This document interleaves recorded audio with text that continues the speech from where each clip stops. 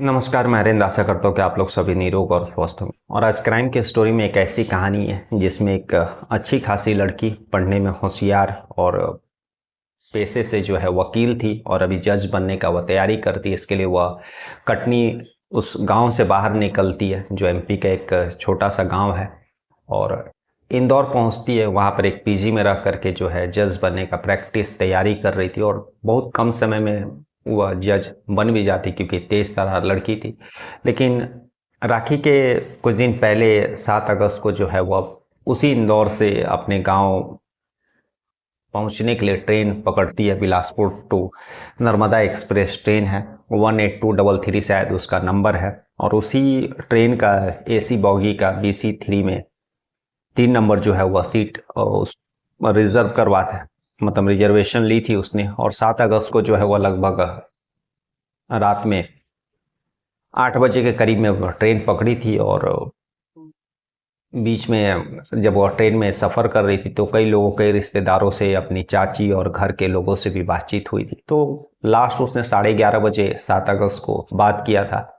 सुबह सभी लोग जानते थे 8 अगस्त को कि अर्चना आने वाली है, तो घर के लोग जो है कॉल वगैरह तो किए उसको घर से निकलने के पहले, लेकिन अर्चना का फ़ोन लगा नहीं। तो घर के लोग यही सोचे कि शायद नेटवर्क नहीं होगा ट्रेन में। कभी बहुत सारी बार ऐसा होता है कि जो है बातचीत नहीं हो पाती। हम लोग सीधे स्टेशन पहुंच जाते हैं। जब स्टेशन पहुंचते हैं, ट्रेन आती है तो अर्चना मिलती नहीं है।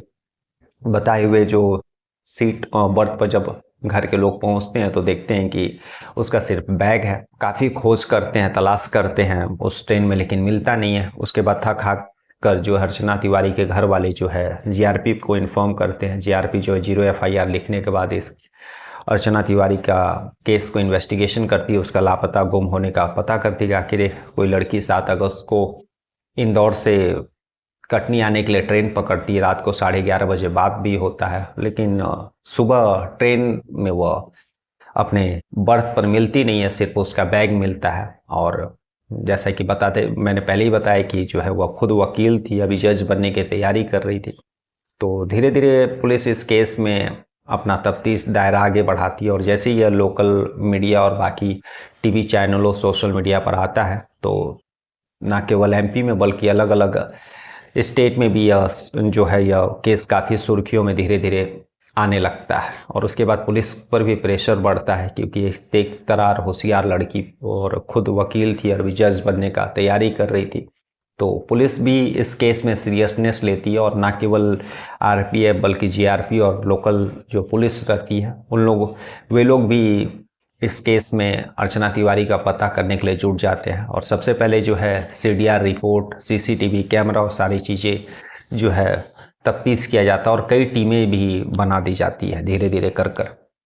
और सीसीटीवी कैमरा में उसके हॉस्टल में वह निकलती हुई दिखाई दे रही है शाम का समय अपने दोस्त, अपने फ्रेंड से मिलने के बाद। एक आध दो जगह जब पुलिस ने, आरपीएफ और जीआरपी ने स्टेशनों का सीसीटीवी कैमरा जब सर्च किया, उस मतलब नर्मदा एक्सप्रेस जो ट्रेन रहती है जहाँ जहाँ से गुजरती है उस स्टेशन का जब सीसीटीवी कैमरा चेक किया तो एक आध स्टेशन पर वह दिखी भी है पानी या बिस्किट खरीदते हुए। तो कुल मिला जुला करके कहे तो सब चीज़ पुलिस को मतलब ठीक दिखा। कहीं से भी ऐसा कुछ सीसीटीवी कैमरा में पुलिस को दिख नहीं रहा है कि जो है अर्चना तिवारी का मतलब वह दुखी थी या परेशान थी या फिर कुछ भी ऐसा। वह घर आने के लिए खुश थी और नॉर्मल जैसा एक यात्री, एक पैसेंजर जब अपने दूसरे जगह से अपने घर आने के लिए निकलता है तो जिस खुशी और मतलब जैसा नॉर्मल उसका व्यवहार होना चाहिए वही व्यवहार अर्चना तिवारी का भी सीसीटीवी कैमरा में दिखाई देता है। तो सीसीटीवी कैमरा और उसका सीडीआर रिपोर्ट से भी ऐसा कोई लेफ्ट एंगल मतलब पुलिस को नहीं मिला है कि ऐसा कोई शख्स, ऐसा किसी का नंबर जिस पर वह काफ़ी लंबी लंबी बातें किया करती थी या फिर व्हाट्सएप मैसेज। तो कहीं से भी उसका कोई बॉयफ्रेंड या फिर इस तरह का कोई भी मतलब संबंध पुलिस के सामने नहीं आया है। लेकिन कुल मिलाकर के 7 अगस्त से अर्चना तिवारी लापता है और आज लगभग 11 दिन हो चुके हैं, लेकिन आज भी जो है पुलिस के हाथ में कोई पुख्ता एविडेंस, कोई जो है इस ऐसा सबूत, ऐसा कोई गवाह नहीं है जो यह बता सके कि अर्चना तिवारी के साथ आखिर उस रात हुआ क्या था और वह इस दुनिया में है भी कि नहीं। यह कोई भी कंफर्म तौर पर जो है ना ही पुलिस के सामने कोई एविडेंस और ना ही कोई पुलिस ऐसा कोई बयान अभी तक रिलीज की है। हाँ, लेकिन इतना ज़रूर पुलिस बार बार प्रेस कॉन्फ्रेंस करके बता रही है कि मीडिया के लोगों को कि जो भी हो सर्च ऑपरेशन और सारा चीज़ें जो है काफ़ी जोर पर चल रहा है। और इसी को देखते हुए जो है ऑल इंडिया सर्चिंग ऑर्डर भी रानी कमलावती जो जीआरपी रेलवे स्टेशन पड़ता है वहाँ के जो जीआरपी रहती है वह ऑल इंडिया सर्च ऑर्डर अर्चना तिवारी को लेकर के इशू कर दिए, जिसके बाद जो है देश की तमाम रेलवे स्टेशन पर जो आरपीएफ जीआरपीएफ रहती है वो इस अर्चना तिवारी को सर्च करेगी और जो रानी कमलापति जीआरपी है उसको इन्फॉर्म करेगी कि उस केस में अगर कुछ लीड या फिर जानकारी मिला है या नहीं मिला है। अर्चना तिवारी जो रात में लगभग नर्मदापुरम जो डिस्ट्रिक्ट पड़ता है जहाँ से नर्मदा नदी गुजरती है वहाँ तक उसका जो है मोबाइल नंबर एक्टिव दिखाता है, लेकिन उसके बाद उसके मोबाइल फ़ोन जो है स्विच हो जाता है। तो पुलिस जिस बॉगी में जिस बर्थ में अर्चना तिवारी सफ़र कर रही थी उस बॉगी में और भी जो लोग सफ़र और बाकी जो आसपास के जो बर्थ थे उन लोगों से भी बयान की।